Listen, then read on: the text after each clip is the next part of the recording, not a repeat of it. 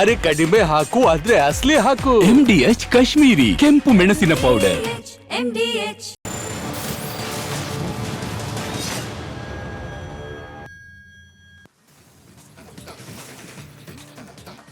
ನಮಸ್ಕಾರ ವೀಕ್ಷಕರೇ, ಇದು ಬಿಗ್ ಮಾರ್ನಿಂಗ್. ನಾನು ಶ್ರೀಲಕ್ಷ್ಮಿ ಅಭಿಜಿತ್, ನನ್ನ ಜೊತೆಗಿದ್ದಾರೆ ರಂಜಿತ್ ಚಿರಿಯಾರ್. ಕಾಲ್ತುಳಿತ ಪ್ರಕರಣದ ತನಿಖೆ ಎಲ್ಲಿವರೆಗೆ ಬಂತು? ಯಾರ್ಯಾರನ್ನ ಅರೆಸ್ಟ್ ಮಾಡಿದ್ದಾರೆ? ಅದರಲ್ಲಿ ಕಳ್ಬೀಳ್ತಾ ಇರೋರು ಯಾರು? ನಿಜವಾದ ಅಪರಾಧಿಗಳು ಯಾರು? ಜೊತೆಗೆ ಈ ಎಲ್ಲ ನಿರ್ಧಾರಗಳನ್ನು ಕೈಗೊಂಡಂತಹ ಗೃಹ ಇಲಾಖೆ ಅಥವಾ ರಾಜ್ಯ ಸರ್ಕಾರ, ಇದ್ರ ಬಗ್ಗೆ ಮಾತಾಡೋರು ಯಾರು? ಇನ್ನೂ ಸಾಕಷ್ಟು ವಿಚಾರಗಳಿದ್ದಾವೆ. ಹಾಗೆಯೇ ಇವತ್ತು ಮೋದಿ ಜಮ್ಮುಗೆ ವಿಸಿಟ್ ಮಾಡ್ತಾ ಇದ್ದಾರೆ. ಇನ್ನು ರಾಜಕಾರಣಿಗಳು, ನಮ್ಮ ಈ KSCA ವಿಚಾರದಲ್ಲಿ ರಾಜಕಾರಣಿಗಳು ಆಡ್ತಾ ಇರುವಂತಹ ಆಟ ಎಂಥದ್ದು, ಈ ಎಲ್ಲ ಡೀಟೇಲ್ಸ್ನ ನಿಮ್ಮ ಮುಂದೆ ತರ್ತೀವಿ. ಅದಕ್ಕಿಂತ ಮುಂಚೆ ಈ ಕ್ಷಣದ ಹೆಡ್ಲೈನ್ಸ್.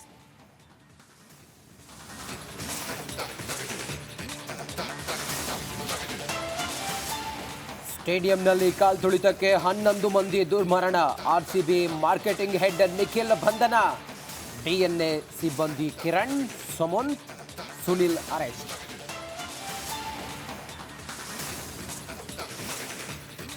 KSCA ವಿರುದ್ಧ ದಾಖಲಾಯಿತು ಪ್ರಕರಣ. ಕಾರ್ಯದರ್ಶಿ ಶಂಕರ್ ಪರಾರಿ, ಖಜಾಂಚಿ ಜಯರಾಮ್ಗಾಗಿ ಶೋಧ.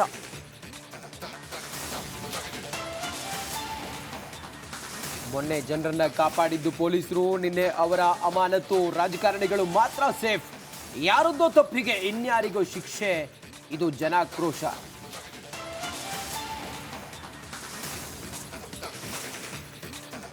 ಸಿಎಂ DCM ಗೃಹ ಸಚಿವರ ರಾಜೀನಾಮೆಗೆ ಬಿಗಿಪಟ್ಟು. ಸಚಿವರ ತಲೆದಂಡಕ್ಕೆ ಬಿಜೆಪಿ ಪಟ್ಟು. ಸರ್ಕಾರದ ವಿರುದ್ಧ ಕಾನೂನು ಹೋರಾಟಕ್ಕೆ ಬಿಜೆಪಿ ಸಿದ್ಧತೆ.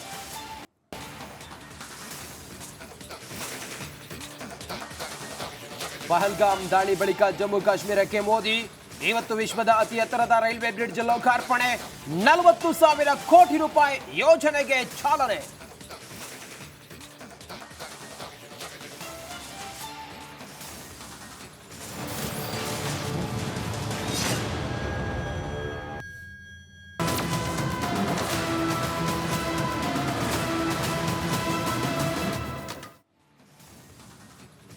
ಸ್ಟೇಡಿಯಂನಲ್ಲಿ ಕಾಲ್ತುಳಿತಕ್ಕೆ 11 ಮಂದಿ ಮೃತಪಟ್ಟ ಪ್ರಕರಣಕ್ಕೆ ಸಂಬಂಧಪಟ್ಟಂತೆ RCB ಮಾರ್ಕೆಟಿಂಗ್ ಹೆಡ್ ನಿಖಿಲ್ ಸೋಸಲೆಯನ್ನ ಬಂಧನಕ್ಕೀಡು ಮಾಡಲಾಗಿದೆ. ನಿಖಿಲ್ ಸೂಚನೆಯಂತೆ DNA ಸಂಸ್ಥೆ ಕಾರ್ಯನಿರ್ವಹಣೆ ಮಾಡಿದೆ ಅಂತ ಹೇಳಲಾಗಿದೆ. ವಿಕ್ಟರಿ ಪರೇಡ್ ಅಂತ ಪೋಸ್ಟ್ ಹಾಕಿದ್ದು ನಿಖಿಲ್ ಟೀಮ್ ವಿಕ್ಟರಿ ಪರೇಡ್ಗೆ ಪೊಲೀಸರ ಅನುಮತಿ ಇಲ್ಲದೆ ಪೋಸ್ಟ್ ಮಾಡಿದ್ರು ಅಂತ ಹೇಳಲಾಗಿದೆ.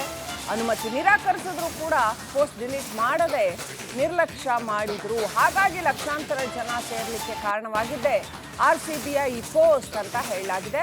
ಹಾಗಾಗಿ ನಿಖಿಲ್ ಸೋಸಲೆ ಅವ್ರನ್ನ ಬಂಧಿಸಿ ಪೊಲೀಸರು ವಿಚಾರಣೆ ನಡೆಸ್ತಾ ಇದ್ದಾರೆ. ಈ ವ್ಯಕ್ತಿ ನಿಖಿಲ್ ಸೋಸಲೆ ಅಂತ ನೀವು ನೋಡ್ತಾ ಇರುವಂಥ ವ್ಯಕ್ತಿ, ಇವರೇ ಪೋಸ್ಟ್ ಹಾಕಿದ್ದು ಅಂತ ಹೇಳಲಾಗ್ತಾ ಇದೆ. ವಿಕ್ಟ್ರಿ ಪರೇಡ್ ಅಂತ ಪೋಸ್ಟ್ ಹಾಕಿದ್ರು. ಪೊಲೀಸರು ಪರ್ಮಿಷನ್ ಕೊಡದೇ ಇದ್ರೂ ಕೂಡ ಪೋಸ್ಟ್ ಡಿಲೀಟ್ ಮಾಡಿರಲಿಲ್ಲ. ಹಾಗಾಗಿ RCBಯ ಅಧಿಕೃತವಾದ ಹೇಳಿಕೆ ಇದಾಗಿದ್ದರಿಂದ ಜನ ಆಗಮಿಸಿದ್ರು. ವಿಕ್ಟ್ರಿ ಪರೇಡ್ ಇರುತ್ತೆ ಅಂತ ಜನ ಆಗಮಿಸಿದ್ರು ಅನ್ನೋದು ಸರ್ಕಾರದ ವಾದ.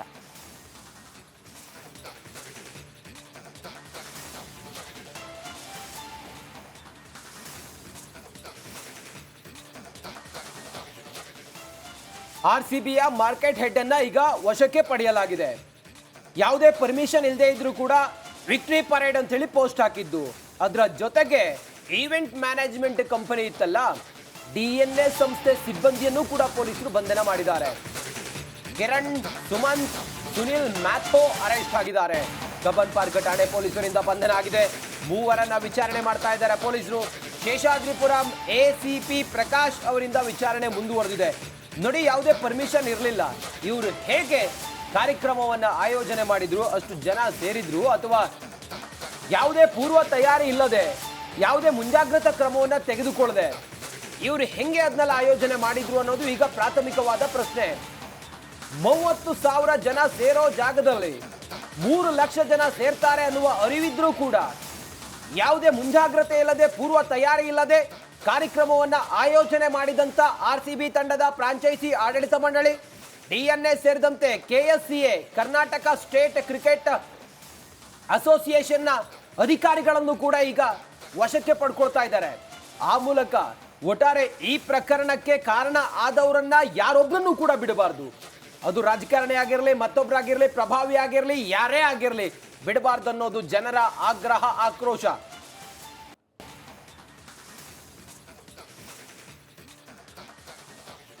ನೋಡಿ, ಅಮಾಯಕರನ್ನ ಬಲಿ ಪಡೆದಿದ್ದು ಇದು ಕೇವಲ ಕಾಲ್ ತುಳಿತ ಮಾತ್ರ ಅಲ್ಲ. ನಾವು ನಿನ್ನೆಯಿಂದ ಹೇಳ್ತಾ ಇದ್ವಿ, ಇದು ಈ ಪ್ರಾಯೋಜಿತ ಕೊಲೆ. ಇದು ಸಂಭ್ರಮದ ಹೆಸರಿನಲ್ಲಿ ಈ ಆಡಳಿತ ಮಂಡಳಿ ಮತ್ತೆ ಸಂಬಂಧಪಟ್ಟಂತ ಆಯೋಜಕರು ಮಾಡಿದಂತಹ ಈ ಒಂದು ಹೊಣೆಗೇಡಿತನದಿಂದಾಗಿ ಆಗಿರುವಂತ ಮರ್ಡರ್ ಇದು. 11 ಜನ ಮೃತಪಟ್ಟರೆ 56 ಜನ ಆಸ್ಪತ್ರೆಯಲ್ಲಿ ನರಳುತ್ತಾ ಇದ್ದಾರೆ. ಸಾವು ಬದುಕಿನ ನಡುವೆ ಹೋರಾಟ ಮಾಡ್ತಾ ಇದ್ದಾರೆ. ಇದಕ್ಕೆಲ್ಲ ಕಾರಣ ಆಗಿದ್ದು ಇವರ ನಿರ್ಲಕ್ಷ್ಯ, ಇವರ ಹೊಣೆಗೇಡಿತನ. ಯಾರೇ ಪ್ರಭಾವಿಗಳಿದ್ರು ಮುಲಾಜಿಲ್ಲದೆ ಬಂಧನ ಮಾಡಬೇಕು ಅಂತ ಸಿಎಂ ಸಿದ್ದರಾಮಯ್ಯ ಸೂಚನೆ ಕೊಟ್ಟಿದ್ದಾರಂತೆ. ಈ ಸೂಚನೆ ಬೆನ್ನಲ್ಲೇ 4 ಬಂಧಿಸಿದ್ದಾರೆ. ಸಿಸಿಬಿ ಕ್ರೈಮ್ ಡಿಸಿಪಿ ಅಕ್ಷಯ್ ನೇತೃತ್ವದಲ್ಲಿ ಕಾರ್ಯಾಚರಣೆ ನಡೆಸಲಾಗಿದೆ. ನಿಖಿಲ್, ಕಿರಣ್, ಸುಮಂತ್, ಸುನಿಲ್, ಮ್ಯಾಥ್ಯೂ ಇವರುಗಳನ್ನು ಬಂಧನ ಮಾಡಲಾಗಿದೆ ಅಂತ. ಎಫ್ಐಆರ್ ದಾಖಲಾಗ್ತಿದ್ದಂತೆ ಮುಂಬೈಗೆ ಟಿಕೆಟ್ ಬುಕ್ ಮಾಡಿದ್ರಂತೆ ನಿಖಿಲ್. ಕೆಂಪೇಗೌಡ ಏರ್ಪೋರ್ಟ್ನಲ್ಲಿ ನಿಖಿಲ್ ಸೋಸಲೆ ಅವರನ್ನು ಬಂಧಿಸಲಾಗಿದೆ. ಯಾರೇ ಪ್ರಭಾವಿಗಳಿದ್ದರೂ ಸರ್ಕಾರದ ಒಳಗಿರೋ ಪ್ರಭಾವಿಗಳನ್ನು ಯಾರು ಬಂಧಿಸ್ತಾರೆ ಗೊತ್ತಿಲ್ಲ. ಅದನ್ನು ಮುಖ್ಯಮಂತ್ರಿಗಳೇ ಹೇಳಬೇಕು. ಸರ್ಕಾರದ ಒಳಗಿರುವ ಪ್ರಭಾವಿಗಳು ಇಷ್ಟೆಲ್ಲ ನಿರ್ಧಾರ, ಅಲ್ಲಿ ಹೆಣ ಬಿದ್ದಿದೆ ಅನ್ನೋ ವಿಷಯ ಗೊತ್ತಾದ ಮೇಲೂ ಕಾರ್ಯಕ್ರಮ ಮುಂದುವರಿಸಿದ್ರಲ್ಲ ಸ್ಟೇಜ್ ಮೇಲೆ, ಆ ಪ್ರಭಾವಿಗಳನ್ನು ಯಾರು ಬಂಧಿಸ್ತಾರೆ? 6 ಜನ ಮೃತಪಟ್ಟಿದ್ದಾರೆ ಅಥವಾ ಒಂದು ಹೆಣ ಬಿದ್ದಾದ ಮೇಲೂ ಕೂಡ ಕಾರ್ಯಕ್ರಮ ನಡೆಸೋದಕ್ಕೆ ಮನ್ಸು ಹೆಂಗ್ ಬಂತು ಇವ್ರಿಗೆ? ಸರ್ಕಾರದ ಒಳಗಿನ ಪ್ರಭಾವಿಗಳನ್ನ ಯಾರು ಬಂಧಿಸ್ತಾರೆ ಸಿದ್ದರಾಮಯ್ಯನವರೇ?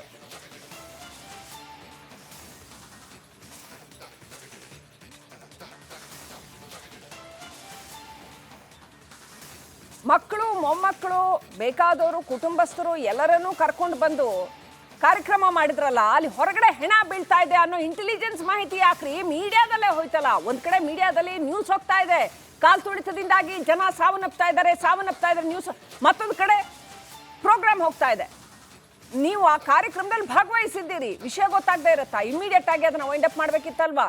ಮಾಡಲಿಲ್ಲ. ಕಾರ್ಯಕ್ರಮನ ಕಂಟಿನ್ಯೂ ಮಾಡ್ಕೊಂಡು ಹೋದ್ರಿ. ನಿಮ್ಮ ಮಕ್ಕಳು ಮೊಮ್ಮಕ್ಕಳ ಜೊತೆ ಫೋಟೋಗಳು ನಡೀತಾನೆ ಇದ್ವು.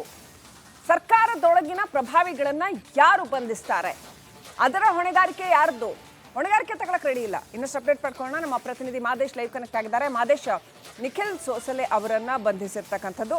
ಇನ್ನು DNA ಸಂಸ್ಥೆಯ ಒಂದಷ್ಟು ಒಬ್ಬರನ್ನ ಅರೆಸ್ಟ್ ಮಾಡಿದ್ದಾರೆ.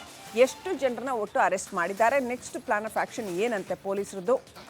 ಜೊತೆಗೆ ಒಟ್ಟು ಈ ಪ್ರಕರಣದಲ್ಲಿ, ಕಾಲ್ತುಳಿತ ಪ್ರಕರಣದಲ್ಲಿ ದಯಾನಂದ್ ಅವರು ಸೇರಿದಂತೆ ಎಷ್ಟು ಜನರ ವಿರುದ್ಧ ಕ್ರಮ ಆಗಿದೆ?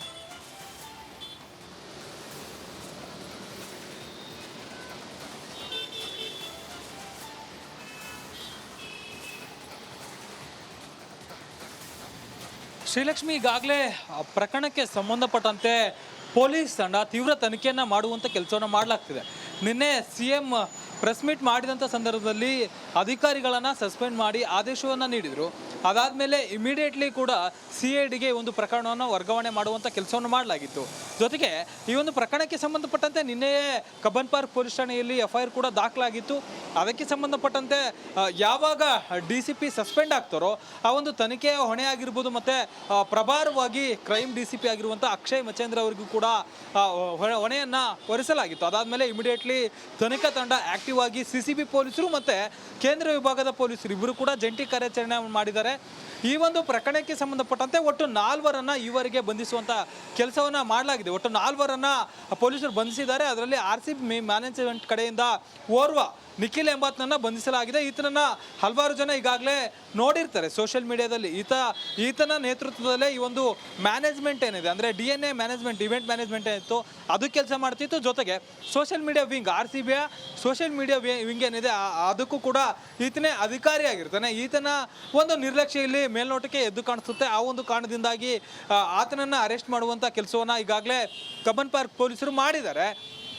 ಈತನನ್ನು ಅರೆಸ್ಟ್ ಮಾಡೋದಕ್ಕೆ ಪ್ರಮುಖ ಕಾರಣ ಏನಂತಂದರೆ ಈ ಒಂದು KCA ಆಗಿರ್ಬೋದು, ಜೊತೆಗೆ ಚಿನ್ನಸ್ವಾಮಿ ಸ್ಟೇಡಿಯಂ ಹತ್ರ ಬರೋದಕ್ಕೆ ಮುಖ್ಯವಾಗಿ ಕಾರಣ ಏನಂತಂದರೆ ಈತನು ಕೂಡ ಒಬ್ಬ. ಯಾಕಂದರೆ ಅವತ್ತು ಅಂದರೆ 4ನೇ ತಾರೀಕು ಮಾರ್ನಿಂಗ್ 7 ಗಂಟೆಗೆ ಸೋಷಿಯಲ್ ಮೀಡಿಯಾದಲ್ಲಿ ಒಂದು ಪೋಸ್ಟ್ ವೈರಲ್ ಆಗುತ್ತೆ. ಏನಂತಂದರೆ ವಿಧಾನಸೌಧದಿಂದ ಚಿನ್ನಸ್ವಾಮಿ ಸ್ಟೇಡಿಯಂವರೆಗೂ ಕೂಡ ಪೆರೇಡ್ ಇರುತ್ತೆ. ವಿಕ್ಟರಿ ಪೆರೇಡ್ನಲ್ಲಿ ಓಪನ್ ಬಸ್ನಲ್ಲಿ ಪ್ಲೇಯರ್ಸ್ಗಳನ್ನು ಕರೆತರಲಾಗುತ್ತೆ ಅಂತೇಳಿ ಸೋಷಿಯಲ್ ಮೀಡಿಯಾದಲ್ಲಿ ಟ್ವೀಟ್ ಮಾಡುವಂಥ ಕೆಲಸವನ್ನು RCB ಮಾಡುತ್ತೆ. ಆ ಒಂದು ಕಾರಣಕ್ಕೆ ಈತನೇ ಮೇನ್ ಕಾರಣ ಇರುತ್ತೆ. ಈತನ ಕಾರಣದಿಂದಲೇ ಅಲ್ಲಿ ಟ್ವೀಟ್ ಮಾಡಲಾಗಿರುತ್ತೆ. ಅದಾದಮೇಲೆ ಫಸ್ಟ್ ಬಂದವರಿಗೆ ಮೊದಲ ಆದ್ಯತೆ ಅಂತವೂ ಕೂಡ ಟ್ವೀಟ್ ಮಾಡಲಾಗುತ್ತೆ, ಜೊತೆಗೆ ಫ್ರೀ ಎಂಟ್ರಿ ಇರಲಾಗುತ್ತೆ ಅಂತ ಒಂದಷ್ಟು ಸೂಚನೆಗಳನ್ನು ನೀಡಲಾಗುತ್ತೆ. ಈ ಒಂದು ಕಾರಣದಿಂದಾಗಿ ಅಭಿಮಾನಿಗಳಲ್ಲಿ ಸಾಕಷ್ಟು ಉತ್ಸಾಹ ಬರುತ್ತೆ, ಜೊತೆಗೆ ಒಂದಷ್ಟು ಗೊಂದಲಗಳು ಕೂಡ ಇರುತ್ತೆ. ಜೊತೆಗೆ ಒಂದು ಕಡೆ ವಿಧಾನಸೌಧದಲ್ಲಿ ಪ್ರೋಗ್ರಾಮ್ ನಡೀತಿರುತ್ತೆ, ಅಲ್ಲಿ ಪ್ರೋಗ್ರಾಮ್ ನಡೆದು ಅಲ್ಲಿ ಸ್ವತಃ ಕಮಿಷನರ್ ಅವರೇ ಪರೇಡ್ ಇರೋದಿಲ್ಲ ಅಂದ್ರೂ ಕೂಡ ಕಮಿಷನರ್ ಸ್ವತಃ ಇದ್ರ ಬಗ್ಗೆ ಮಾಹಿತಿಯನ್ನು ನೀಡಿದ್ರು ಕೂಡ ಮತ್ತೆ RCB ಮ್ಯಾನೇಜ್ಮೆಂಟ್ ಕಡೆಯಿಂದ ಆ ಒಂದು ಸೋಷಿಯಲ್ ಮೀಡಿಯಾದಲ್ಲಿ ಪರೇಡ್ ಇದ್ದೇ ಇರುತ್ತೆ ಅಂತೇಳಿ ಟ್ವೀಟ್ ಮಾಡ್ತಾರೆ. ಜೊತೆಗೆ 3 ಗಂಟೆ 10 ನಿಮಿಷಕ್ಕೂ ಕೂಡ ಇದು ತುಂಬಾ ಇಂಪಾರ್ಟೆಂಟ್ ಆಗಿರುತ್ತೆ. ಇಲ್ಲಿ ಅಷ್ಟೆಲ್ಲ ಆಗಲೇ ಜನ ಬಂದು ಸೇರಿರ್ತಾರೆ, ಅದಾಗಿಯೂ ಕೂಡ ಮತ್ತೆ ಟ್ವೀಟ್ ಮಾಡುವಂಥ ಕೆಲಸವನ್ನ RCB ಮಾಡುತ್ತೆ. ಅದಾದ್ಮೇಲೆ ಸಾಕಷ್ಟು ಜನ ಅಲ್ಲಿ ಬಂದಿರ್ತಾರೆ, ಅದಾದ್ಮೇಲೆ ಘಟನೆ ನಡೆದಿರೋಂಥ ಮಾಹಿತಿ ಲಭ್ಯ ಆಗಿದೆ.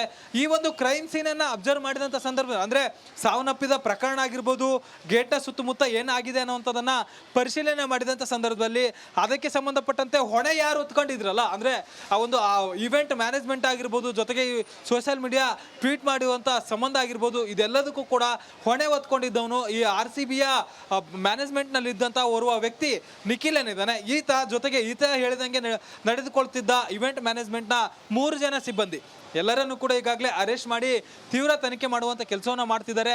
CCB ಅಧಿಕಾರಿಗಳಿಂದ ಇನ್ನಷ್ಟು ತನಿಖೆ ಮುಂದುವರೆದಿದೆ. ಈಗಾಗಲೇ KICS ಸಿಬ್ಬಂದಿ ಒಬ್ಬರು ಕೂಡ ಇನ್ನೂವರೆಗೂ ಕೂಡ ಅರೆಸ್ಟ್ ಆಗಿಲ್ಲ. ಆದರೆ ಯಾವಾಗ ಪ್ರಕರಣ ದಾಖಲಾಗುತ್ತೋ ಕೂಡಲೇ ಆ KCA ಸೆಕ್ರೆಟರಿ ಶಂಕರ್ ಆಗಿರ್ಬೋದು ಮತ್ತು ಖಜಾಂಜಿ ಜಯರಾಮ್ ಇಬ್ಬರು ಕೂಡ ಎಸ್ಕೇಪ್ ಆಗಿದ್ದಾರೆ.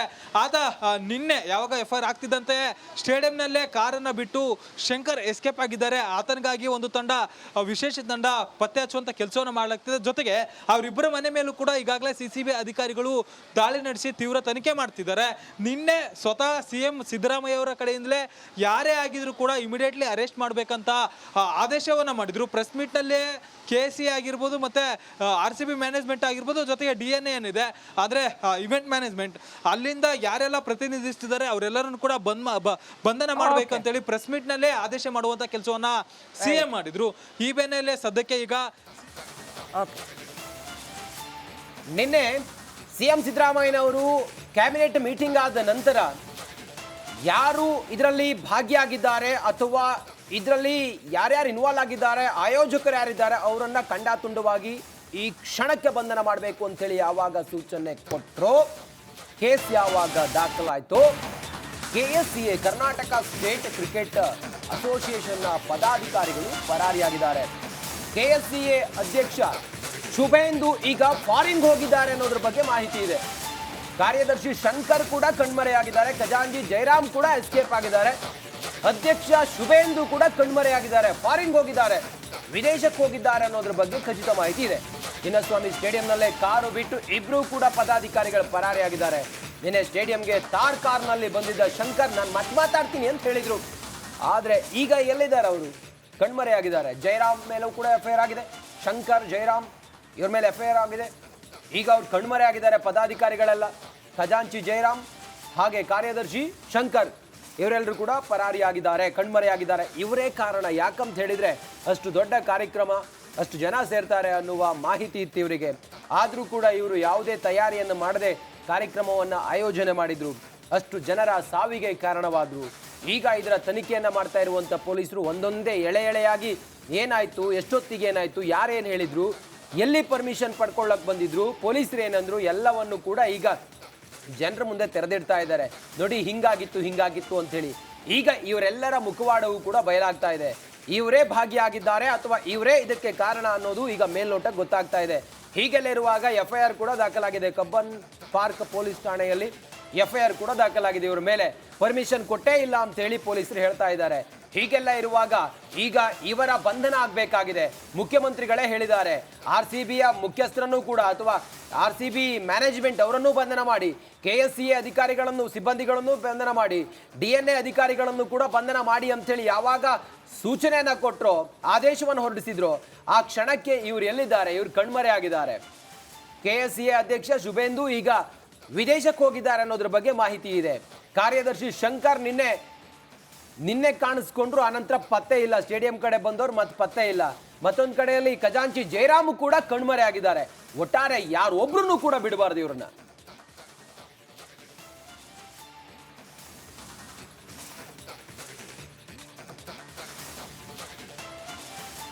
ಜೂನ್ 4ನೇ ತಾರೀಕು ಸ್ಟೇಡಿಯಂ ಬಳಿ ಕಾಲ್ತುಳಿತ ಪ್ರಕರಣಕ್ಕೆ ಸಂಬಂಧಪಟ್ಟಂತೆ ಈ DNA ಈವೆಂಟ್ ಮ್ಯಾನೇಜ್ಮೆಂಟ್ ಸಿಬ್ಬಂದಿ ಲಾಠಿ ಏಟು ಗೇಟ್ ನಂಬರ್ 20 ಬಳಿ ಅಭಿಮಾನಿಗಳಿಗೆ ಈ DNA ಸಿಬ್ಬಂದಿ ಲಾಠಿಯಿಂದ ಮನಸು ಇಚ್ಛೆ ಹೊಡೆದಿದ್ದಾರೆ.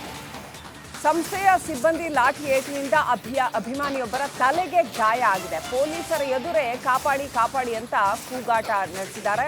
ಕೈ ಹಿಡಿದು ಎಷ್ಟೇ ಎಳೆದ್ರೂ ಅವ್ರನ್ನ ಕಾಪಾಡಲಾಗದ ಸ್ಥಿತಿ. ಈ ವೇಳೆ DCP ಸೈದುಲ್ ಅದಾವತ್ ಅವ್ರಿಗೂ ಕೂಡ ಗಾಯ ಆಗಿದೆ.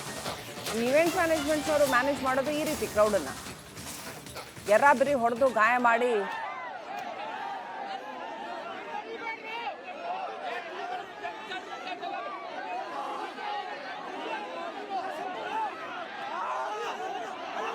ನೋಡಿ ಅಲ್ಲಿ ಹೊಡಿತಾ ಇದ್ದಾರೆ, ಸಿಕ್ಕಾಪಟ್ಟೆ ಹೊಡಿತಾ ಇದ್ದಾರೆ.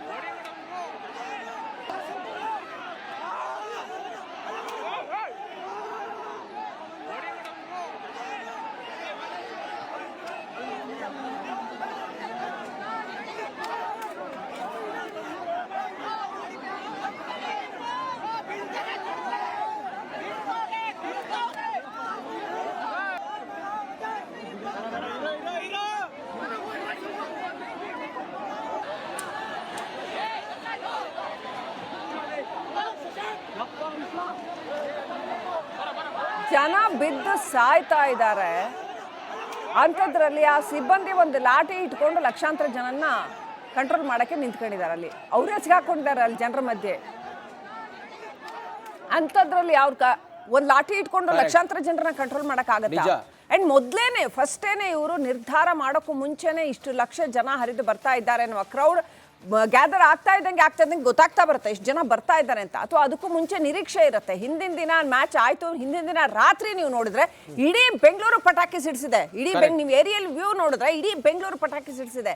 ಏನಿಲ್ಲ ಅಂತಂದ್ರೆ ಹತ್ತತ್ರ ಕೋಟ್ಯಾಂತರ ಜನ ಇರುವಂತ ಒಂದು ಜಾಗ. DNA ಸಿಬ್ಬಂದಿ ಆತ. ಆದ್ರೆ ಆತ ಕ್ರೌಡ್ ಮಧ್ಯೆ ಸಿಗಾಕೊಂಡು ಒಂದು ಉದ್ದ ಲಾಠಿ ಹಿಡ್ಕೊಂಡು ಹೊಡೆದ್ರೆ ಅಲ್ಲಿ ಎಲ್ಲೋ ಹೋಗಕ್ ಜಾಗ ಇದೆ. ಅಲ್ಲಿ ಆಚೆ ಈಚೆ ಎಲ್ಲೋಗಕ್ ಜಾಗ ಇದೆ ಜನಕ್ಕೆ, ಎಲ್ಲೂ ಹೋಗಕ್ ಜಾಗ ಇಲ್ಲ. ಅಷ್ಟೆಲ್ಲ ಅವನು ಸುಮ್ಮನೆ ಹೊಡಿತಾನೆ ಇದ್ದಾನೆ. ಅಲ್ಲಿ ಆಗಬೇಕಾಗಿರೋದು ಚಿನ್ನಸ್ವಾಮಿ ಸ್ಟೇಡಿಯಂನ ಗೇಟು ಬಹಳ ಚಿಕ್ಕದಿತ್ತು, ದೊಡ್ಡ ಪ್ರಮಾಣದಲ್ಲಿ ಗೇಟುಗಳು ಇರಬೇಕಾಗಿತ್ತು. ಚಿನ್ನಸ್ವಾಮಿ ಸ್ಟೇಡಿಯಂ ಕೇವಲ 35,000 ಜನರನ್ನ ಕೆಪಾಸಿಟಿ ಉಳ್ಳಂಥದ್ದು ಅನ್ನೋದು KCAಗೆ ಗೊತ್ತಾಗಬೇಕಾಗಿತ್ತು. 3 ಲಕ್ಷ ಜನ ಬರ್ತಾರೆ ಅಂತಷ್ಟು ಸ್ಟೇಡಿಯಂ ಅಲ್ಲಿ ಮಾಡೋವಂಥ ಪ್ರೋಗ್ರಾಮ್ನ ಕ್ಯಾನ್ಸಲ್ ಮಾಡಬೇಕಾಗಿತ್ತು ಅವ್ರು ಇಮಿಡಿಯೇಟ್ ಆಗಿ. ಸ್ಟೇಡಿಯಂ ಒಳಗಡೆ ಯಾಕೆ ಪ್ರೋಗ್ರಾಮ್ ಇಟ್ಕೊಬೇಕಿತ್ತು? ಆಗಲ್ಲ, ಕ್ರೌಡ್ ಮ್ಯಾನೇಜ್ಮೆಂಟ್ ಆಗಲ್ಲ ಅಂತ ಗೊತ್ತಾಗ್ತಿದ್ದಂಗೆ ಕ್ಯಾನ್ಸಲ್ ಮಾಡಬೇಕಾಗಿತ್ತು. ಸುಮ್ಮನೆ ಆಯಿತು, ವಿಧಾನಸೌಧದವರೆಗೂ ಬಂದರು, ಆಯಿತು, ಅಲ್ಲೇ 10 ಮಿನಿಟ್ಸ್ ಫೆಲಿಸಿಟೇಟ್ ಮಾಡಿ ಕಳಿಸ್ಬಿಡ್ಬೇಕಾಗಿತ್ತಲ್ವಾ? ಮತ್ತೆ ಇನ್ನೊಂದಿನ ಬೇಕಾದರೆ ಅವ್ರನ್ನ ಕರೆಸಿ ಇನ್ನೊಂದಿನ ಅಫಿಷಿಯಲ್ ಪ್ರೋಗ್ರಾಮ್ ಇಟ್ಕೊಬೋದಾಗಿತ್ತು. ಲಾಸ್ಟ್ ಮೂಮೆಂಟ್ವರೆಗೂ ಮಧ್ಯಾಹ್ನ 2:30-3 ಗಂಟೆವರೆಗೂ ಕೂಡ ಪ್ರೋಗ್ರಾಮ್ ಕ್ಯಾನ್ಸಲ್ ಮಾಡೋ ಚಾನ್ಸಸ್ ಇತ್ತು. ಮಾಡಲಿಲ್ಲ ಅವರು ಅದನ್ನ. ಕರೆಕ್ಟ್. ಆತನಿಗೆ ಹೊಡೆಯೋದಕ್ಕೆ ಪರ್ಮಿಷನ್ ಕೊಟ್ಟವ್ರು ಯಾರು ಅನ್ನೋದು, ಆತೇನ್ ಪೊಲೀಸಾ, ಆತೇನ್ ಹೋಮ್ ಗಾರ್ಡ್, ಆತೇನ್ ಮಿಲಿಟರಿನ, ಆತನಿಗೆ ಪರ್ಮಿಷನ್ ಕೊಟ್ಟವ್ರು ಯಾರು? ಅಭಿಮಾನಿಗಳು ತಂಡದ ಆಟಗಾರ ನೋಡ್ಬೇಕು ಅಂತ ಬಂದವ್ರು. ಈವೆಂಟ್ ಮ್ಯಾನೇಜ್ಮೆಂಟ್ ಆಗಿರ್ಲಿ ಏನೇ ಆಗಿರ್ಲಿ ಅಭಿಮಾನಿಗಳ ಮೇಲೆ ಕೈ ಮಾಡುವಂತ ಸಂದರ್ಭ ಏನಿತ್ತು ಅಂತ ಅವ್ರಿಗೆ ಬೌನ್ಸರ್ಗಳು ಇರ್ತಾರೆ. ನೀವು ಪ್ರತಿ ಸರಿ ನೋಡಿದ್ರೆ RCB ಈವೆಂಟ್ಸ್ ನ ಅವರೇ ಮ್ಯಾನೇಜ್ ಮಾಡೋದು. ಅವರು ಬೌನ್ಸರ್ಗಳನ್ನ ಇಟ್ಟು ಈ ತರ ಸೆಕ್ಯೂರಿಟಿ ಇರ್ತಾರೆ. ಅವ್ರು ಯಾವಾಗ್ಲೂ ಈ ತರ ಸೆಕ್ಯೂರಿಟಿ ಇರ್ತಾರೆ. ಆದ್ರೆ ನೀವು ಹೇಳ್ದಂಗೆ ಅದನ್ನು ಹೊಡೆದು ಅವ್ನು ಹೊಡೆದಾದ್ರೂ ಏನ್ ಮಾಡ್ತಾನೆ? ಆಯ್ತು, ಅಲ್ಲಿ ಹೊಡೆದ್ರೆ ಅವ್ರು ಎಲ್ಲಿ ಹೋಗ್ತಾರೆ? ಆ ಕಡೆ ಹೋಗಕ್ಕಾದ್ರೂ ಜಾಗ ಇದೆಯಾ?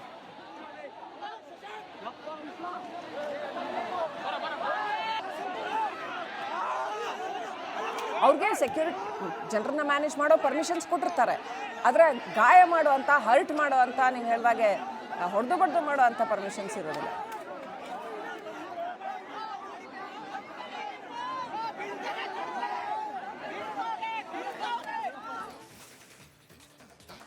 ನೋಡಿ, ಮೊನ್ನೆ ಆಗಿರುವಂತ ದುರಂತವನ್ನ ನಾವೀಗ ಒಂದೊಂದಾಗಿ ಅದರ ಭೀಕರತೆಯನ್ನ ನಿಮ್ ಮುಂದೆ ತೆರೆದಿಡ್ತಾ ಇದ್ದೀವಿ. ಸ್ವಲ್ಪ ಯಾಮಾರಿದ್ರು ಕೂಡ ಮಹಾ ದುರಂತವೇ ನಡೀತಾ ಇತ್ತು. 100 ಜನ ಸಾಯ್ತಾ ಇದ್ರು. ಕೂದಲೆಳೆ ಅಂತರದಲ್ಲಿ ಭೀಕರ ದುರಂತ ತಪ್ಪಿದೆ. ಕಬ್ಬನ್ ಪಾರ್ಕ್ ಮೆಟ್ರೋ ನಿಲ್ದಾಣದಲ್ಲಿ ನಡೀತಿತ್ತು ಭೀಕರ ದುರಂತ.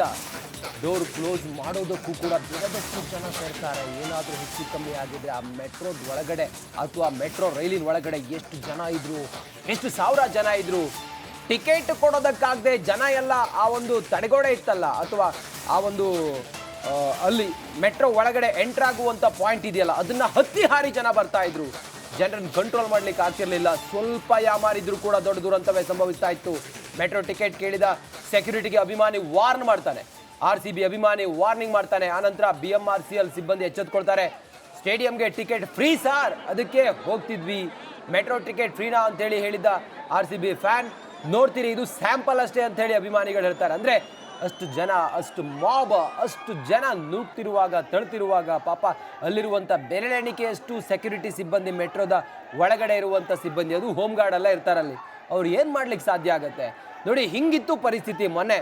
ಅವರೆಲ್ಲರೂ ಕಬ್ಬನ್ ಪಾರ್ಕ್ ಮೆಟ್ರೋ ಸ್ಟೇಷನಿಂದ ಕೆಳಗಡೆ ಇಳಿದವರು, ಹೋಗೋರು, ಬರೋರು ಎಲ್ಲರೂ ಕೂಡ ಲೇಡೀಸ್ ಇದ್ದಾರೆ, ಹುಡುಗರಿದ್ದಾರೆ, ಹುಡುಗಿಯರಿದ್ದಾರೆ, ದೊಡ್ಡವರಿದ್ದಾರೆ, ಹಿರಿಯರಿದ್ದಾರೆ, ಎಲ್ಲರೂ ಕೂಡ ನುಗ್ತಾ ಇದ್ದಾರೆ, ಏಕಾಏಕಿ ನುಗ್ತಾ ಇದ್ದಾರೆ. ಹೆಂಗಾಗಿತ್ತು ಪರಿಸ್ಥಿತಿ ಅನ್ನೋದನ್ನು ನೋಡಿ. ಏನಾದರೂ ಹೆಚ್ಚು ಕಮ್ಮಿ ಆಗಿದ್ರೆ, ಮೊದಲೇ ಕಂಜೆಸ್ಟ್ ಜಾಗ ಅದು, ಮೆಟ್ರೋ, ರೈಲು, ಮತ್ತೊಂದು ಏನಾದರೂ ಶಾರ್ಟ್ ಸರ್ಕ್ಯೂಟ್ ಆಗಿದ್ದಿದ್ರೆ ಅಥವಾ ಏನಾದರೂ ಹೆಚ್ಚು ಕಮ್ಮಿ ಆಗಿ ದುರಂತ ಆಗಿದ್ದಿದ್ರೆ ಯಾರು ಹೊಣೆ? ಅದಕ್ಕೆ ಮೊದಲೇ ಅವರು ತಯಾರಿ ಮಾಡ್ಕೋಬೇಕಿತ್ತಲ್ಲ.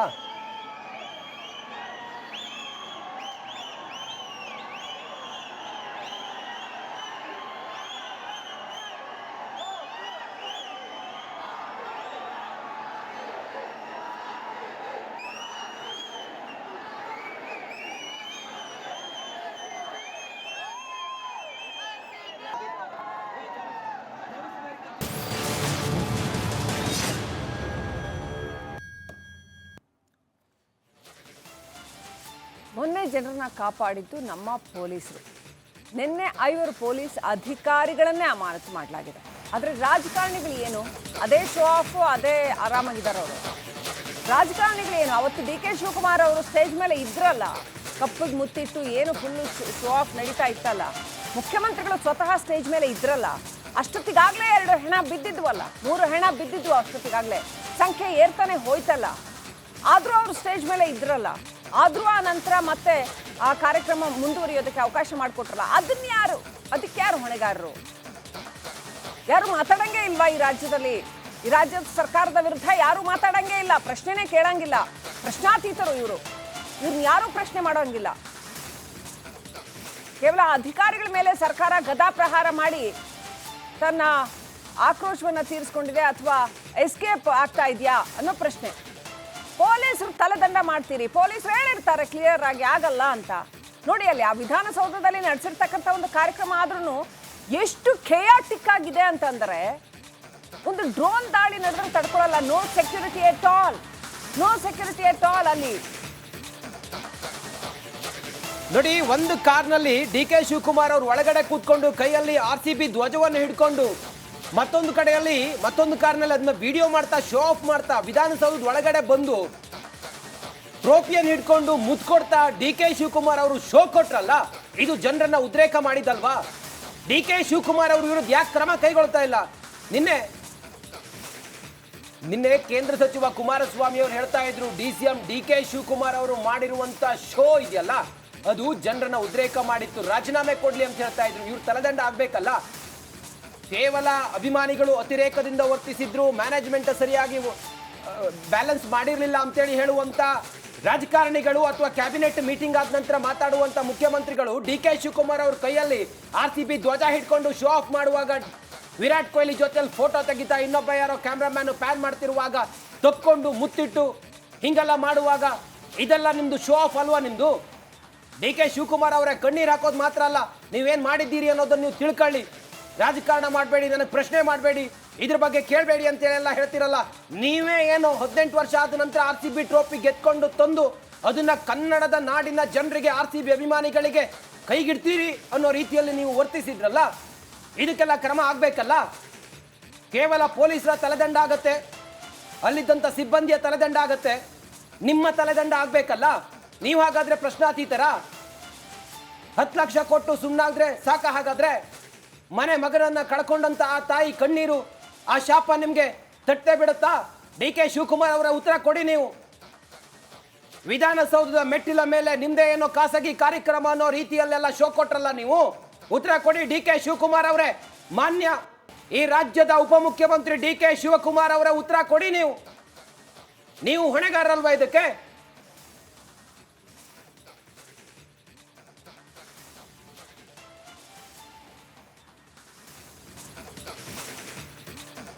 ಸರ್ಕಾರದ ನಿರ್ಲಕ್ಷ್ಯದಿಂದ RCB ಅಭಿಮಾನಿಗಳು ಬಲಿಯಾಗಿದ್ದಾರೆ. ಆದರೆ ಕಾಂಗ್ರೆಸ್ ಸರ್ಕಾರ ಪೊಲೀಸ್ ಅಧಿಕಾರಿಗಳನ್ನ ಸಸ್ಪೆಂಡ್ ಮಾಡಿ ಕೈ ತೊಳ್ಕೊಂಡು ಕೂತಿದೆ.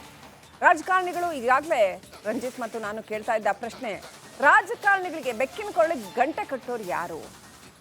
ಯಾರ್ಯಾರ ವಿರುದ್ಧ ಕ್ರಮ ಕೈಗೊಂಡಿದ್ದಾರೆ, ಯಾರ್ಯಾರ ತಲೆದಂಡ ಆಗಿದೆ? ಒಂದು 4 ಜನ ಪೊಲೀಸರು, ಒಂದು 4 ಜನ RCB ಮತ್ತು KCA ಪ್ರತಿನಿಧಿಗಳು, ಅವ್ರುಗಳನ್ನೆಲ್ಲ ಅರೆಸ್ಟ್ ಮಾಡಿದ್ದಾರೆ.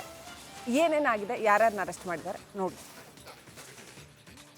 ಎಡವಟ್ಟು ವಿಜಯೋತ್ಸವದಲ್ಲಿ ಸಾಲು ಸಾಲು ಎಡವಟ್ಟಿಗೆ 11 RCB ಫ್ಯಾನ್ಸ್ ಬಲಿಯಾಗಿದ್ದಾರೆ. ಸರ್ಕಾರದ ನಿರ್ಲಕ್ಷ್ಯ ಹಾಗೂ ರಾಜಕಾರಣಿಗಳ ಕ್ರೆಡಿಟ್ ಪಾಲಿಟಿಕ್ಸ್ನಿಂದ ದುರಂತವೇ ಸಂಭವಿಸಿದೆ. ಆದರೆ ಪೊಲೀಸ್ ಸಿಬ್ಬಂದಿ, ಸ್ಟೇಡಿಯಂ ಸಿಬ್ಬಂದಿ ವಿರುದ್ಧ ಕ್ರಮ ಕೈಗೊಳ್ಳಲಾಗಿದೆ. ಬೆಂಗಳೂರು ಕಮಿಷನರ್ ದಯಾನಂದ್ ಅಮಾನತು. ಕಾಲ್ತುಳಿತ ದುರಂತದ ತನಿಖೆ CID ನೀಡಿ ಆದೇಶ.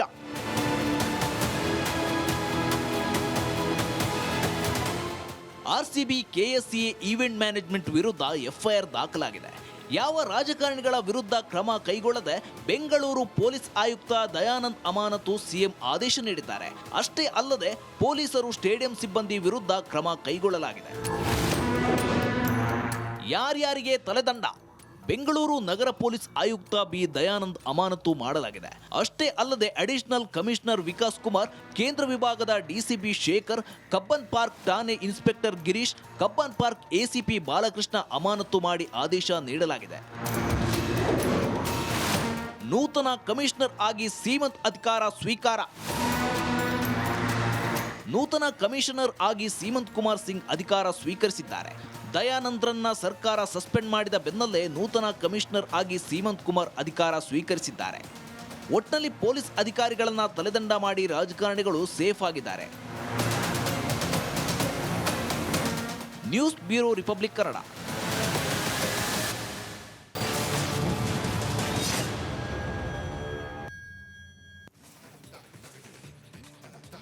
ವಿರಾಮದ ಬಳಿಕ ಮತ್ತೆ ಸ್ವಾಗತ. RCB ಅಭಿಮಾನಿಗಳು ಲಕ್ಷಾಂತರ ಜನ ಇದ್ರು, ಕಪ್ ಗೆದ್ದಿರುವಂತ ಖುಷಿಯಲ್ಲಿತ್ತು, ಅವರಲ್ಲಿತ್ತು. ರಾತ್ರಿ ಹಗಲು ಎನ್ನದೆ ಸಂಭ್ರಮಾಚರಣೆ ಮಾಡಿದ್ರು. ಆ ಅಭಿಮಾನವನ್ನ ಎನ್ಕ್ಯಾಶ್ ಮಾಡೋದಕ್ಕೆ, ಕಾಂಗ್ರೆಸ್ ಪಾಲಿಟಿಕ್ಸ್ ಮಾಡೋದಕ್ಕೆ ಹೋಗಿ ನಿನ್ನೆ ಮೊನ್ನೆ ಆಗಿರುವಂತ ದುರಂತಕ್ಕೆ ಕಾರಣ ಅಂತ ಹೇಳಿ ಚರ್ಚೆಗಳಿದಾವೆ. RCB ಗೆಲುವಿನಲ್ಲಿ ಕಾಂಗ್ರೆಸ್ ಕ್ರೆಡಿಟ್ ಪಾಲಿಟಿಕ್ಸ್. ಓರ್ವ ಸಚಿವನ ಹಠದಿಂದ ಇಡೀ ಸರ್ಕಾರಕ್ಕೆ ಮುಜುಗರ ಆಗಿದೆಯಾ? ಓರ್ವ ಸಚಿವ, ಆತನ ಹಠಕ್ಕೆ ಬಿದ್ದು, ಜಿದ್ದಿಗೆ ಬಿದ್ದು ಇಷ್ಟು ದೊಡ್ಡ ಕಾರ್ಯಕ್ರಮ ಯಾವುದೇ ತಯಾರಿ ಇಲ್ಲದೆ ಮಾಡಿ, ಪೂರ್ವ ತಯಾರಿ ಇಲ್ಲದೆ ಮಾಡಿ, ಜನರನ್ನು ಸೇರಿಸಿ RCB ಅಭಿಮಾನಿಗಳ ಅಭಿಮಾನವನ್ನು ಎನ್ಕ್ಯಾಶ್ ಮಾಡೋದಕ್ಕೆ ಹೊರಟು ಈ ರೀತಿ ಸರ್ಕಾರಕ್ಕೆ ಮುಜುಗರ ಆಗಿದೆಯಾ? RCB ಗೆಲುವಿನ ಕ್ರೆಡಿಟ್ ಪಡೆಯಲು ಹೋಗಿ ಎಡವಟ್ಟು ಮಾಡಿಕೊಂಡ್ರ? ಜನರ ಭಾವನೆ ಅಸ್ತ್ರ ಮಾಡಿಕೊಳ್ಳಲು ಹೋಗಿ ಪ್ರಮಾದ ಆಗೋಯ್ತಾ? ಸುಮೋಟೋ ಕೇಸ್ ಜಯಿಸುವುದೇ ಸರ್ಕಾರಕ್ಕಿರುವಂತ ಸವಾಲೀಗ. ಸುಮೋಟೋ ಅರ್ಜಿ ವಿಚಾರಣೆಯಲ್ಲಿ ನಿರ್ಲಕ್ಷ್ಯ ಬಯಲಾಗಿದೆ. ಸರ್ಕಾರದ ನಿರ್ಲಕ್ಷ್ಯ ಇದರಲ್ಲಿ ಬಯಲಾಗಿದೆ. ಆ ಈವೆಂಟ್ ಮ್ಯಾನೇಜ್ಮೆಂಟ್ ಕಂಪನಿಯ ನಿರ್ಲಕ್ಷ್ಯ ಬಯಲಾಗಿದೆ. RCB ಫ್ರಾಂಚೈಸಿಯ ಆಡಳಿತ ಮಂಡಳಿಯ ನಿರ್ಲಕ್ಷ್ಯ ಬಯಲಾಗಿದೆ. KSCA ನಿರ್ಲಕ್ಷ್ಯ ಬಯಲಾಗಿದೆ. ಅದ್ರ ಜೊತೆಗೆ ಆ ಒಬ್ಬ ಸಚಿವ ತನ್ನ ಹಠಕ್ಕೆ ಬಿದ್ದು ಜನರನ್ನ ಸೇರಿಸಿ ಜನರ ಮಾರಣ ಹೋಮಕ್ಕೆ ಕಾರಣ ಆಗಿರೋದು ಆತನೇ ನೇರ ಹೊಣೆ, ಆತನೇ ಉತ್ತರ ಕೊಡಬೇಕು. ಯಾರು ಏನು ಎತ್ತ ಅಂತ ಹೇಳಿ ನೀವು ಅರ್ಥ ಮಾಡ್ಕೊಳ್ಳಿ.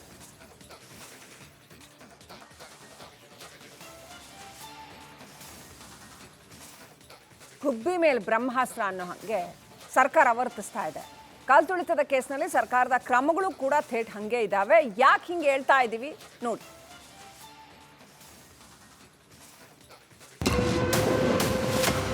ರಾಜ್ಯ ಸರ್ಕಾರದಿಂದ ಗುಬ್ಬಿ ಮೇಲೆ ಬ್ರಹ್ಮಾಸ್ತ್ರ.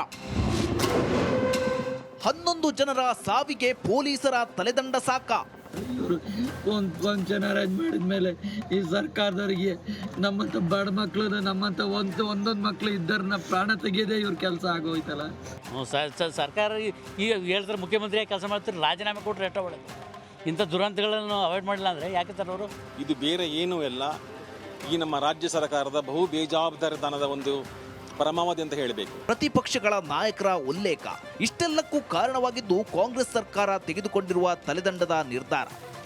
CPI Cubbon park police station, ACP that particular area, assistant commissioner of police, deputy commissioner of police central, additional commissioner of police was in charge of cricket association stadium, ಅಲ್ಲೇ ಇನ್ಚಾರ್ಜ್ ಇದ್ದದ್ದು, ಅವರು ನೋಡ್ಕೊತಾ ಇದ್ದದ್ದು. ಆಮೇಲೆ ಬೆಂಗಳೂರು ನಗರದ ಕಮಿಷನರ್ ಆಫ್ ಪೊಲೀಸ್, ಬೆಂಗಳೂರು ನಗರದ commissioner of police ಇವರನ್ನು ಅಮಾನತುಗೊಳಿಸಬೇಕು ಅಂತೇಳಿ ತೀರ್ಮಾನ ಮಾಡಿದ್ದೀವಿ. ಹೀಗೆ ಎಡಿಜಿಪಿ, ಡಿಸಿಪಿ, ಎಸಿಪಿ, ಇನ್ಸ್ಪೆಕ್ಟರ್ ಅನ್ನ ಸರ್ಕಾರ ಅಮಾನತುಗೊಳಿಸಿದೆ. ಸಾಲದ್ದಕ್ಕೆ ಚಿನ್ನಸ್ವಾಮಿ ಸ್ಟೇಡಿಯಂ ಮೇಲುಸ್ತುವಾರಿ ವಿರುದ್ಧವೂ ಕ್ರಮಕ್ಕೆ ನಿರ್ಧರಿಸಿದೆ.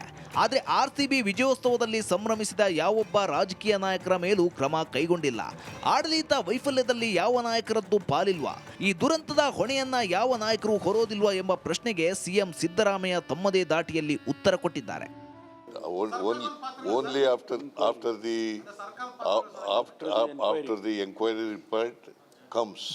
Only after inquiry report comes from the one-man commission.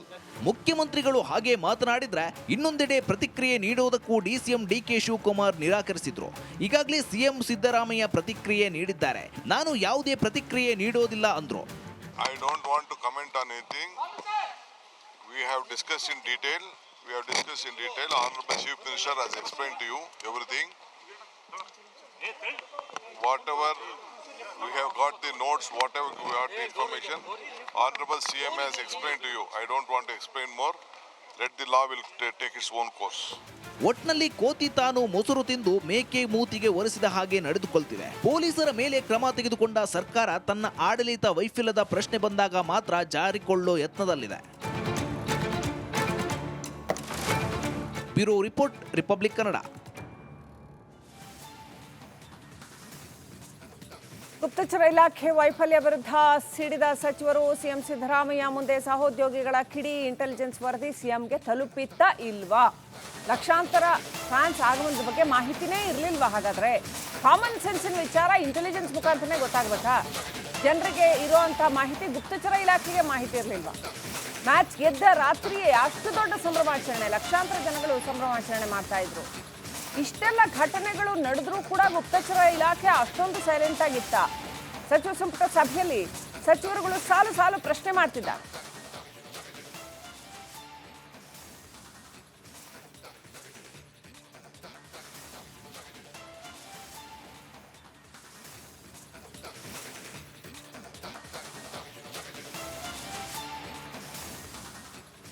Chinnaswamy stadium ಬಳಿ ಕಾಲ್ತುಳಿತದಲ್ಲಿ ಸರ್ಕಾರದ ವೈಫಲ್ಯ ಎದ್ದು ಕಾಣ್ತಾ ಇದೆ. ಲಕ್ಷಾಂತರ ಆರ್ಸಿಬಿ ಅಭಿಮಾನಿಗಳು ಸೇರುವ ಬಗ್ಗೆ ಮೊದಲೇ ಸುಳಿವು ನೀಡುವಲ್ಲಿ ಗುಪ್ತಚರ ಇಲಾಖೆ ಫೇಲ್ ಆಗಿದೆ. ಈ ಬಗ್ಗೆ ಸ್ವತಃ ಮುಖ್ಯಮಂತ್ರಿಗಳೇ ತಮ್ಮ ಮಾತಿನಲ್ಲಿ ಒಪ್ಪಿಕೊಂಡಿದ್ದಾರೆ. ಡಿಟೇಲ್ ವರದಿ ನೋಡಿ. Very bad situation.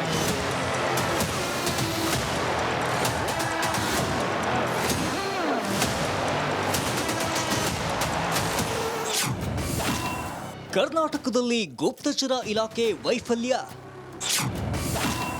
ಕಾಲ್ತುಳಿತದ ಬಗ್ಗೆ ನ್ಯಾಯಾಂಗ ತನಿಖೆಗೆ ನಿರ್ಣಯ.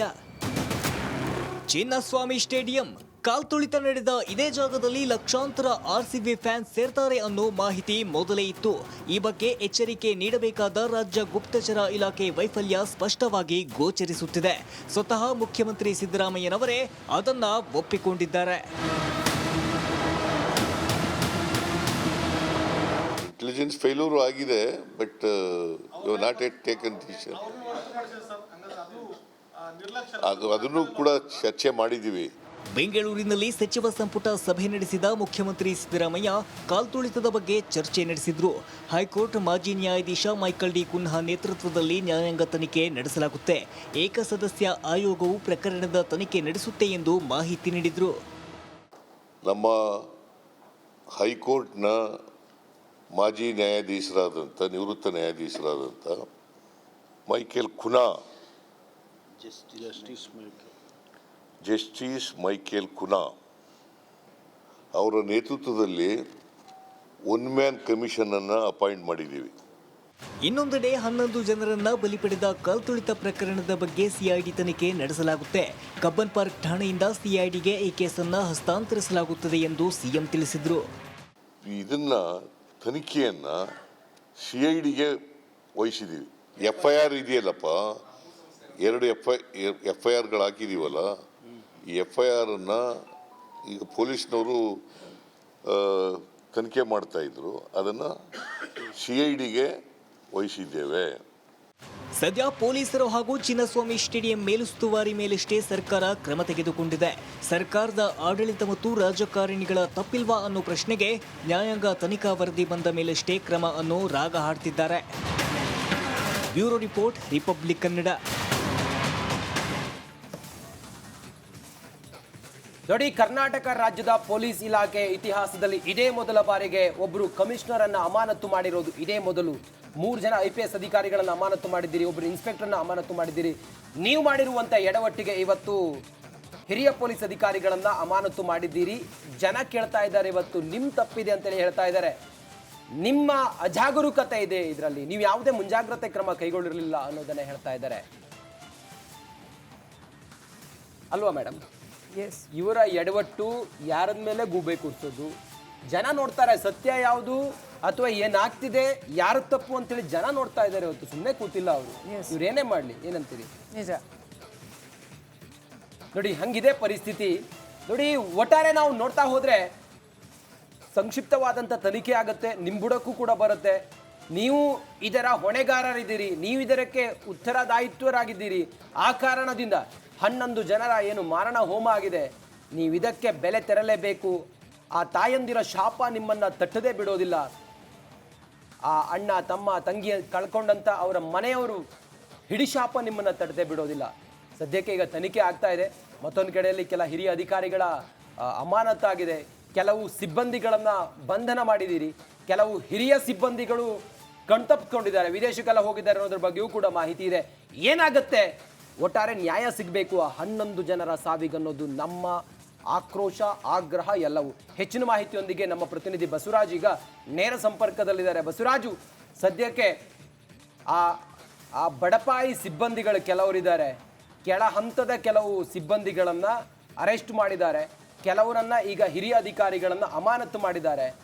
ಪರ್ಮಿಷನ್ ಇಲ್ಲದೆ ಇವರು ಇಷ್ಟೆಲ್ಲ ಹೈಡ್ರಾಮಾ ಮಾಡಿದ್ದು ಮತ್ತೊಂದು ಮಗದೊಂದು ಈ ರಾಜಕಾರಣಿಗಳ ವಿರುದ್ಧ ಕ್ರಮ ಇಲ್ಲ ಅನ್ನೋ ವಿಚಾರ ಈಗ ಚರ್ಚೆ ಕಾರಣ ಆಗಿದೆ. ಸದ್ಯಕ್ಕೆ ಈ ಹೊತ್ತಿಗೆ ಏನೇನು ಸುದ್ದಿ ಇದೆ, ಏನು ಹೇಳ್ತಾರೆ ಜನ, ಏನಿದೆ ಇವ್ರ ಮನಸ್ಸಿನಲ್ಲಿ ಬಸವರಾಜು? ರಂಜಿತ್, ಈ ತರದ ದೊಡ್ಡ ಅವಘಡಗಳು ಆದಾಗ ಕೇವಲ ಅಧಿಕಾರಿ ವರ್ಗಗಳಷ್ಟೇ ತಲೆದಂಡ ಆಗುತ್ತೆ ಹೊರತು ಬಹುತೇಕ ಸಂದರ್ಭಗಳಲ್ಲಿ ರಾಜಕೀಯ ನಾಯಕರು ಅಥವಾ ಮಂತ್ರಿಗಳು ಅಂತ ಏನಿರ್ತವೆ ಅವರಿಗೆ ಯಾರಿಗೂ ಕೂಡ ತಲೆದಂಡ ಆಗೋದಲ್ಲ. ಈಗಲೂ ಕೂಡ ಹಾಗೆ ಆಗಿರ್ತಕ್ಕಂಥದ್ದು. ಯಾಕಂದರೆ CM DCM ಮತ್ತು ಗೃಹ ಸಚಿವರ ಮೇಲೆ ಒಂದಷ್ಟು ತೂಗುಗತಿ ತೂಗ್ತಾ ಇತ್ತು. ಅದನ್ನು ಆ ಕಮಿಷನರು, ACP DCP ಇನ್ಸ್ಪೆಕ್ಟರ್ ಅವರನ್ನು ಅಮಾನತು ಮಾಡುವ ಮೂಲಕ ತಮ್ಮ ನಡೆಯನ್ನು ಸಮರ್ಥನೆ ಮಾಡ್ಕೊಳ್ತಾ ಇದ್ದಾರೆ. ನಾವು ಈ ಒಂದು ಏನು ತನಿಖೆ ಇದೆ, ತನಿಖೆ ಭಾಗವಾಗಿ ಇವರನ್ನು ಅಮಾನತು ಮಾಡಿದೆವು ಅನ್ನೋಂಥ ಸ್ಪಷ್ಟನೆಯನ್ನು ನಿನ್ನೆ CM ಸಿದ್ದರಾಮಯ್ಯ ಅವರು ಕೊಟ್ಟರು. ಆದರೆ ಇಲ್ಲೊಂದು ಪ್ರಶ್ನೆ ಎದ್ದೇಳುತ್ತೆ, ಇಷ್ಟೆಲ್ಲ ಮಾಹಿತಿಗಳಿದ್ದು, ಇಷ್ಟೆಲ್ಲ ಗುಪ್ತಾಚಾರ ವರದಿಗಳಿದ್ದು, ಇಂಟೆಲಿಜೆನ್ಸ್ ಇಷ್ಟು ದೊಡ್ಡ ಮಟ್ಟದಲ್ಲಿ ಇದ್ದು ಕೂಡ ಇದರ ಮಾಹಿತಿ ಇರಲಿಲ್ವಾ? ಇಷ್ಟೊಂದು ಸಂಖ್ಯೆಯಲ್ಲಿ ಅಭಿಮಾನಿಗಳು ಆಗಮಿಸ್ತಾರೆ ಅನ್ನುವಂಥ ವರದಿ ಸರ್ಕಾರಕ್ಕೆ ಇರಲಿಲ್ವಾ ಅನ್ನುವಂಥದ್ದು. ಮತ್ತು ಗುಪ್ತಚರ ಇಲ್ಲಿ ಬಹಳ ಫೇಲ್ಯೂರ್ ಆಗಿರ್ತಕ್ಕಂಥದ್ದು, ಬಹಳ ಗಮನದಲ್ಲಿ ಇರ್ತಕ್ಕಂಥದ್ದು. ಇದಕ್ಕೂ ಕೂಡ ನಿನ್ನೆ ಕ್ಯಾಬಿನೆಟ್ ಸಭೆಯಲ್ಲಿ ಸಾಕಷ್ಟು ಆಕ್ರೋಶಗಳು ಹೊರ ಹಾಕಿರ್ತಕ್ಕಂಥದ್ದು. ಈ ಗುಪ್ತಚರ ಇಲಾಖೆ ಅಧಿಕಾರಿಗಳು ಏನು ಮಾಡ್ತಾ ಇದ್ದಾರೆ, ಪ್ರತಿ ಬಾರಿ ಅವಘಡಗಳಾದಾಗ ಏನು ನಮ್ಮ ಇಂಟೆಲಿಜೆನ್ಸ್ ಕೆಲಸ ಮಾಡುತ್ತೆ ಅನ್ನುವಂಥ ಒಂದಷ್ಟು ಆಕ್ರೋಶವನ್ನು ಹೊರಗೆ ಹಾಕ್ತಾ ಇರ್ತಾರೆ. ಹೀಗಾಗಿ ಸದ್ಯ CM ಸೇರಿದಂತೆ DCM ಮತ್ತು ಗೃಹ ಸಚಿವರ ಮೇಲೆ ಏನು ಆಕ್ರೋಶ, ವಿರೋಧ ಪಕ್ಷಗಳು ಸೇರಿದಂತೆ ಜನರ ಆಕ್ರೋಶ ವ್ಯಕ್ತವಾಗ್ತಾ ಇತ್ತು. ಅದನ್ನ ಅಧಿಕಾರಿಗಳ ಅಮಾನತು ಮಾಡುವ ಮೂಲಕ ಎಲ್ಲೋ ಒಂದು ಕಡೆ ತಾವು ಸೇಫ್ ಆಗುವಂಥ ಲೆಕ್ಕಾಚಾರದಲ್ಲಿ CM DCM ಮತ್ತು ಗೃಹ ಸಚಿವರು ಆಗಿದ್ದಾರೆ. ಇದಕ್ಕೂ ಮುಂದೆ ಇನ್ನಷ್ಟು ಆಕ್ರೋಶಗಳು ವ್ಯಕ್ತವಾಗಬಹುದು. Ranjith, okay, thank you Basavaraj ತಮ್ಮೆಲ್ಲ ಮಾಹಿತಿಗಾಗಿ.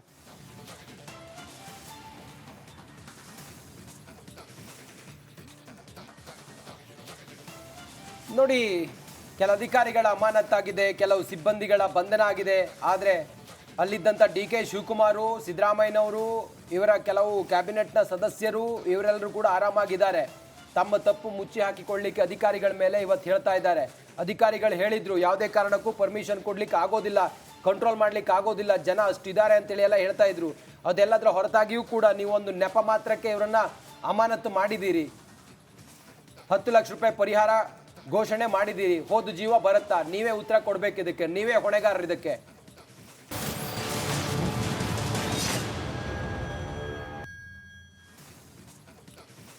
ರೈಟ್. ಬೆಂಗಳೂರು ಕಮಿಷನರ್ ದಯಾನಂದ್ ಅವರನ್ನ ಅಮಾನತು ಮಾಡಲಾಯಿತು. ಇದುವರೆಗೆ ನೀವು ನೋಡಿದ್ರೆ ವೀಕ್ಷಕರೇ, ದಯಾನಂದ್ ಅವರ ಬಗ್ಗೆ ಒಂದು ಫೀಲ್ ಗುಡ್ ಫ್ಯಾಕ್ಟರ್ ಇತ್ತು ರಂಜಿತ್ ನೋಡೋದು. ದಯಾನಂದ್ ಅವರ ವಿಚಾರದಲ್ಲಿ ಸರ್ಕಾರದ ನಿರ್ಧಾರ ಸಾರ್ವಜನಿಕರ ಆಕ್ರೋಶಕ್ಕೆ ಕಾರಣ ಆಗಿದೆ. ಸೋಷಿಯಲ್ ಮೀಡಿಯಾದಲ್ಲಿ ಸಾಕಷ್ಟು ಚರ್ಚೆ ಶುರುವಾಗಿದೆ. ದಯಾನಂದ್ ಅವರನ್ನ ಬೆಂಬಲಿಸಿ ನೆಟ್ಟಿಗರು ಪೋಸ್ಟ್ ಮಾಡ್ತಾ ಇದ್ದಾರೆ. ಅಮಾನತು ಆದೇಶವನ್ನು ಹಿಂಪಡೀರಿ ಅಂತ ಸರ್ಕಾರಕ್ಕೆ ಒತ್ತಾಯಿಸ್ತಾ ಇದ್ದಾರೆ.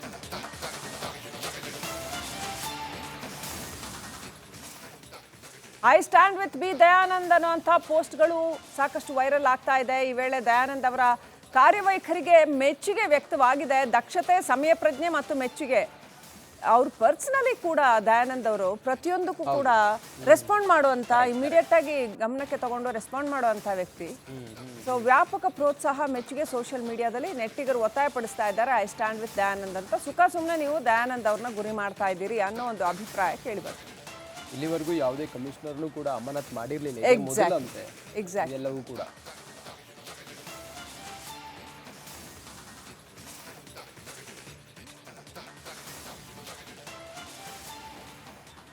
ಇದಕ್ಕೆ ಪೊಲೀಸ್ ವಲಯ ಯಾವ ರೀತಿಯಲ್ಲಿ ರೆಸ್ಪಾನ್ಸ್ ಕೊಡ್ತಾ ಇದೆ ನೋಡಿ. ಬೆಂಗಳೂರು ಕಮಿಷನರ್ ದಯಾನಂದ್ ಅವರನ್ನು ಅಮಾನತು ಮಾಡಿದ್ದಕ್ಕೆ ಭಾಸ್ಕರ್ ರಾವ್ ಆಕ್ರೋಶ ವ್ಯಕ್ತಪಡಿಸಿದ್ದಾರೆ. ಇದು ಕರ್ನಾಟಕ ಪೊಲೀಸ್ ಇತಿಹಾಸದಲ್ಲೇ ಕರಾಳ ದಿನ ಅಂತ ಭಾಸ್ಕರ್ ರಾವ್ ಹೇಳಿದ್ದಾರೆ. ಸತ್ಯ ಹೇಳಿದ್ದಕ್ಕೆ ಇದು ಬಹುಮಾನ. ಸರ್ಕಾರವು ತನ್ನ ಕೈಗಳ ಮೇಲೆ ರಕ್ತ ಮೆತ್ಕೊಂಡಿದೆ, ಆದರೆ ಪೊಲೀಸ್ನವ್ರನ್ನ ಅದಕ್ಕೆ ಗುರಿ ಮಾಡ್ತಾ ಇದೆ ಅಂತ ಉಪಮುಖ್ಯಮಂತ್ರಿಯ ಪ್ರಮುಖ ಅಪರಾಧಿ ಅಂತ ಮಾಜಿ IPS ಭಾಸ್ಕರ್ ರಾವ್ ಆಕ್ರೋಶ ವ್ಯಕ್ತಪಡಿಸಿದ್ದಾರೆ. ಇದೀಗ ಮೆದುಳನ್ನು ಕೂಡ ಸರ್ಕಾರ ಕಳ್ಕೊಂಡಿದೆ ಅಂತ ಮಾಜಿ IPS ಅಧಿಕಾರಿ ಭಾಸ್ಕರ್ ರಾವ್ ಟ್ವೀಟ್ ಮಾಡಿದ್ದಾರೆ. ಟ್ವೀಟ್ ಮಾಡುವ ಮೂಲಕ ಆಕ್ರೋಶ ವ್ಯಕ್ತಪಡಿಸ್ತಾ ಇದ್ದಾರೆ. ಕಮಿಷನರ್ನ ಅಮಾನತು ಮಾಡುವಂಥದ್ದು, ಇದಕ್ಕೆ ಅವರು ಮೊದಲು ಹೇಳಿದ್ರ, ಅವರೇನಾದರೂ ಅಲ್ಲಿ ಪ್ರೋಗ್ರಾಮ್ ಆರ್ಗನೈಸ್ ಮಾಡೋಕ್ಕಾಗಲ್ಲ ಅಂತ ಹೇಳಿದ್ರು ಅನ್ನೋಂಥ ಮಾಹಿತಿ ಮಾಧ್ಯಮದಲ್ಲಿ ಇರ್ತಕ್ಕಂಥ ಮಾಹಿತಿ ಏನು ಅಂತಂದರೆ, ಪೊಲೀಸ್ನವರು ಇಲ್ಲ ಇಷ್ಟೊಂದು ಅವಕಾಶ ಕೊಡೋಕ್ಕಾಗಲ್ಲ ಅಂತ ಹೇಳಿದ್ರು ಅಂತ. ಕೇಳಿಸ್ಕೊಂಡಿದ್ದಾರಾ ಇವರು ಗೌರ್ಮೆಂಟ್ನವರು? ಅಥವಾ RCBಗೆ ಪರ್ಮಿಷನ್ ಹೇಗೆ ಕೊಟ್ಟರು ಇವರು? ಪೊಲೀಸು ಕಂಪ್ಲೀಟ್ ಕನ್ಸೆಂಟ್ ಕೊಡದೆ RCBಗೆ ಹೆಂಗೆ ನೀವು ಮಾಡಿ ಗೋ ಹೆಡ್ ಅಂತ ಹೆಂಗೆ ಕೊಟ್ಟರು? ಆಮೇಲೆ ಏನೇ ಆದರೂ ಎಂಡ್ ಆಫ್ ದ ಡೇ ಏನೇ ಆದರೂ ಅಷ್ಟೊಂದು ಕ್ರೌಡ್ ಹರ್ಕೊಂಡು ಬರ್ತಾ ಇರೋವಾಗ ಅನಿರೀಕ್ಷಿತವಾದ ಜನ ಬಂದರು ಅಂತ ಸಿದ್ದರಾಮಯ್ಯನವ್ರು ಹೇಳ್ತಾರೆ. ಅನಿರೀಕ್ಷಿತವಾಗಿ ಜನ ಬಂದರೆ ಏನು ಮಾಡಬೇಕು ಅಂತ ಒಂದು ಪ್ಲಾನ್ ಆಫ್ ಆಕ್ಷನ್ ಇರಬೇಕಲ್ವಾ ಸರ್ಕಾರದ ಹತ್ರ? Anything can happen at any point of time. ಅನಿರೀಕ್ಷಿತವಾಗಿ ಪ್ರವಾಹ ಬಂತು, ಅನಿರೀಕ್ಷಿತವಾಗಿ ಮಳೆ ಬಂತು, ಅನಿರೀಕ್ಷಿತವಾಗಿ ಜನ ಬಂದರು. ಸಾಯ್ಲಿ ಬಿಡ್ಲಿ ಅಂತ ಸುಮ್ಮನೆ ಇರ್ತೀರಾ ನೀವು? ನಿಮ್ಮ ಹತ್ರ ಪ್ಲಾನ್ ಆಫ್ ಆಕ್ಷನ್ ಏನು ಸರ್ಕಾರ ಅಂತ ಯಾಕೆ ಬೇಕು? ಮತ್ತೆ ಶಿಸ್ತು, ಒಂದು ಸರ್ಕಾರ, ಒಂದು ಚೌಕಟ್ಟು, ಒಂದು ವ್ಯವಸ್ಥೆ, ಒಂದು ಯಾಕೆ ಬೇಕು ಅವೆಲ್ಲ?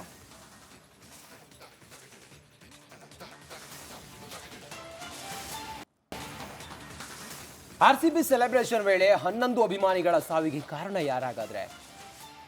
KSCA ಮೊದಲೇ ಅನುಮತಿಯನ್ನು ಕೇಳಿತ್ತಾ? ವಿಜಯೋತ್ಸವಕ್ಕೆ ಪೊಲೀಸ್ ಇಲಾಖೆ ಅವಕಾಶ ನೀಡಿರಲಿಲ್ವಾ? ಹಾಗಾದರೆ FIRನಲ್ಲಿ ಏನಿದೆ ಅನ್ನೋದರ ಒಂದು ರಿಪೋರ್ಟ್ ಇಲ್ಲಿದೆ ನೋಡಿ.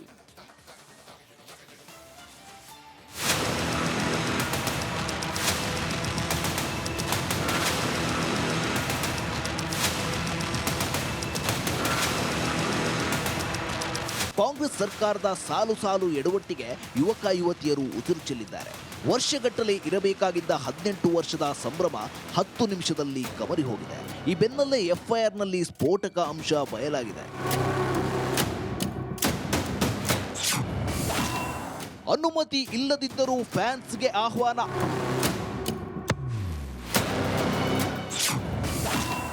ಕಾಲ್ತುಳಿತಕ್ಕೆ ಕಾರಣವಾಯಿತಾ KSCA? RCB ವಿಕ್ಟರಿ ಸೆಲೆಬ್ರೇಷನ್ ಕಾರ್ಯಕ್ರಮಕ್ಕೆ ಬಂದು 11 ಅಭಿಮಾನಿಗಳು ಜೀವ ಕಳೆದುಕೊಂಡಿದ್ದಾರೆ. ಘೋರ ದುರಂತಕ್ಕೆ ತರಾತುರಿಯಲ್ಲಿ ಕಾರ್ಯಕ್ರಮ ಆಯೋಜಿಸಿದ್ದೇ ಪ್ರಮುಖ ಕಾರಣ ಎನ್ನಲಾಗ್ತಿದೆ. ಯಾವುದೇ ಪೂರ್ವ ಸಿದ್ಧತೆ ಇಲ್ಲದಿದ್ದಕ್ಕೆ ಮಹಾ ದುರಂತ ನಡೆದಿದೆ ಎಂಬುದು ಕಂಡು ಬಂದಿದೆ. KASCA ಮಹಾ ಅಚಾತುರ್ಯ. ಸ್ಟೇಡಿಯಂನಲ್ಲಿ ಸಂಭ್ರಮಾಚರಣೆಗೆ ಪೊಲೀಸರು ಅನುಮತಿ ನೀಡಿರಲಿಲ್ಲ. ಪೊಲೀಸರು ಅನುಮತಿ ನಿರಾಕರಿಸಿದ್ರು ವಿಜಯೋತ್ಸವ ನಡೆಸಲಾಯಿತು. ಅನುಮತಿ ಇಲ್ಲದಿದ್ದರೂ KSCA ವಿಜಯೋತ್ಸವ ಆಯೋಜಿಸಿದ್ರು. ಅಸಲಿಗೆ ಪೊಲೀಸರು ವಿಧಾನಸೌಧ ಕಾರ್ಯಕ್ರಮಕ್ಕೆ ಮಾತ್ರ ಸೀಮಿತರಾಗಿದ್ರು ಎಂದು FIRನಲ್ಲೂ ಸ್ಪಷ್ಟವಾಗಿ ಉಲ್ಲೇಖಿಸಲಾಗಿದೆ.